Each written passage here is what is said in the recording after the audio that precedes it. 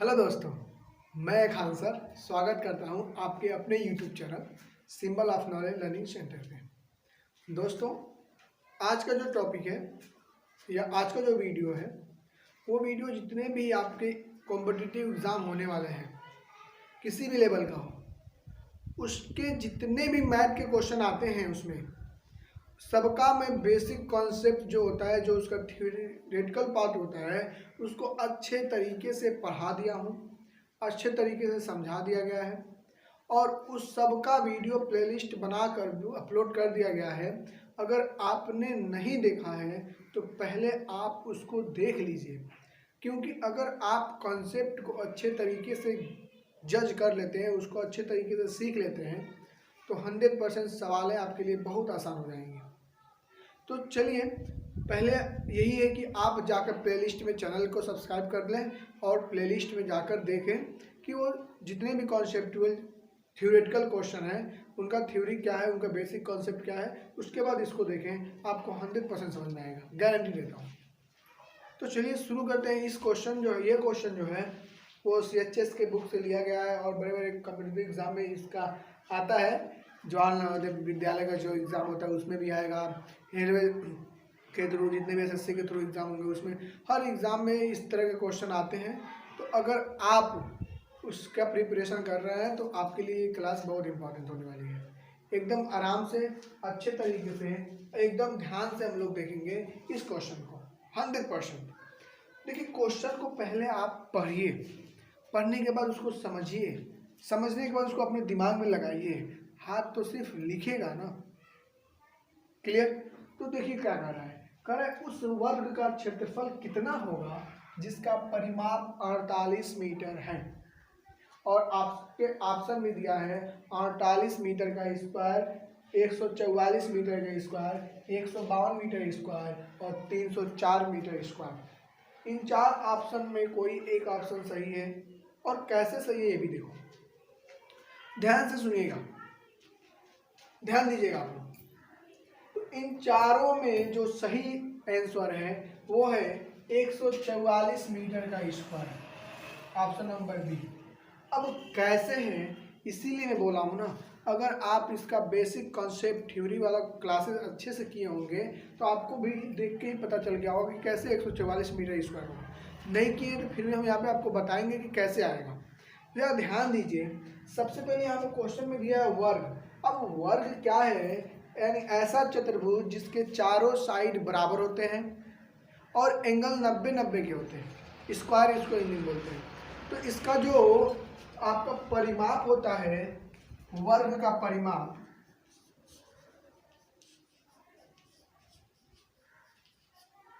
जो होता है इसका, ये होता है 4 इंटू भुजा, यानी एक साइड का मल्टीप्लाई करते हैं हम लोग भुजा में।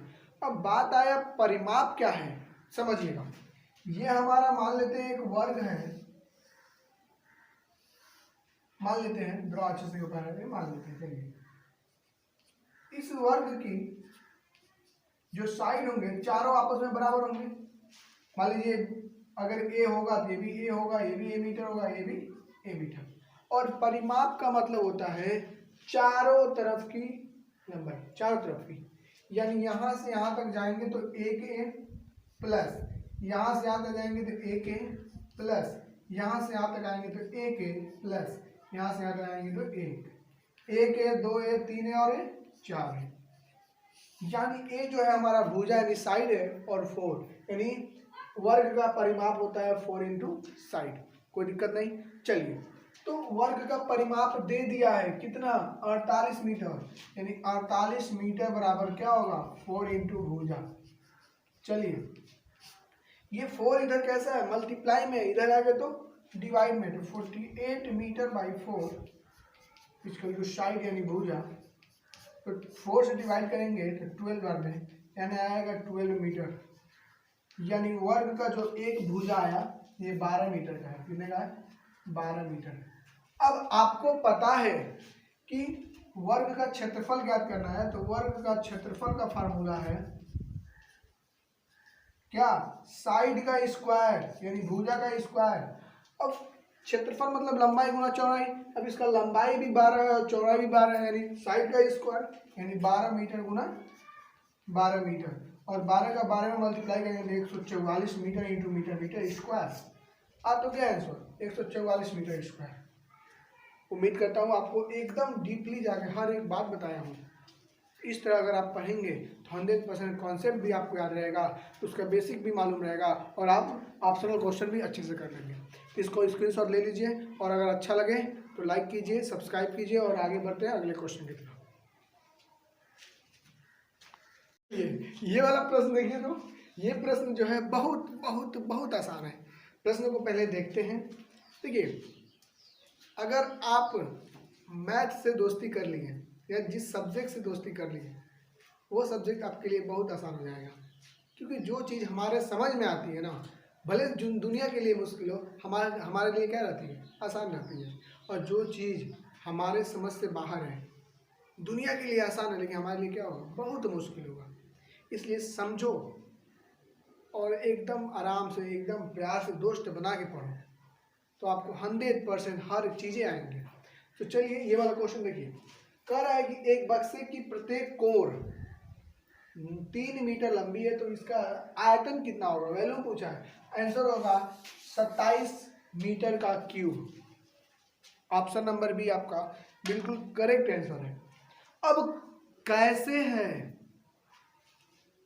आपका आंसर बी ही, जो 27 मीटर क्यूब है, आखिर में कैसे है, इसीलिए बार बार बोल रहा हूँ ना। अगर पहले वाला जो बेसिक कॉन्सेप्ट का वीडियो है वो आप देखे होंगे, फार्मूले आपको याद रहेंगे, तो आपको सब कुछ आएगा। फिर भी अगर नहीं देखे हैं तो हम हैं ना, जब हम हैं तो क्या गम है। ठीक, आप यहाँ पे ध्यान दें, हम आपको ज्ञान दें। ठीक, चलिए ध्यान दीजिए। कुछ नहीं करना है, एक बक्से की कोर, प्रत्येक कोर मतलब क्या, जो बक्सा होगा उसमें 3 कोर होंगे। पहला हमारा लेंथ, दूसरा हमारा ब्रीथ, और तीसरा हमारा हाइट।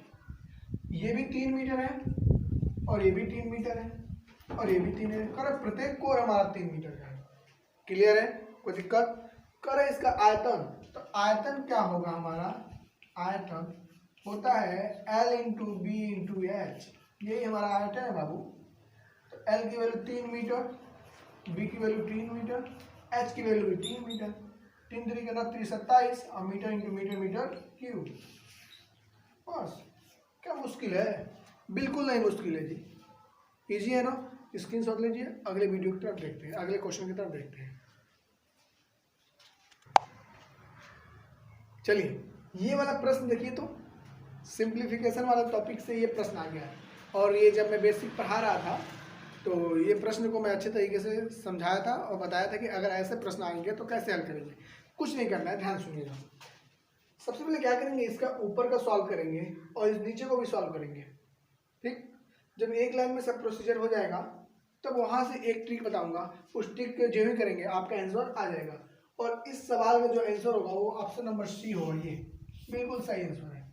अब कैसे होगा ये देखो, ध्यान देना।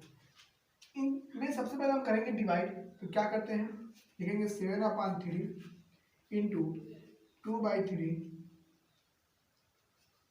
अब इसको करेंगे हम लोग मल्टीप्लाई में, और इन्हें कर देते हैं ऊपर नीचे, अपॉन 2 प्लस 3 1 जा 3 और 3 और 2 5/3। कोई दिक्कत यहाँ पे, बिल्कुल नहीं। अब देखिएगा, ऊपर का ऊपर मल्टीप्लाई, नीचे का नीचे मल्टीप्लाई।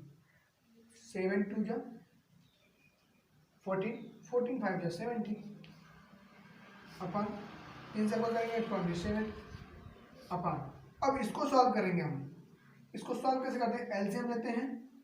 3 इसके नीचे कुछ नहीं है तो 1 है, क्या है 1। तो इसका डिवाइड करेंगे इसमें तो 3 बार में आएगा, उसे 3 का मल्टीप्लाई करेंगे 2 में तो 6 आएगा। कितना आएगा 6, प्लस 3 1 जा 3 1 बार में तो 5 1 जा 5।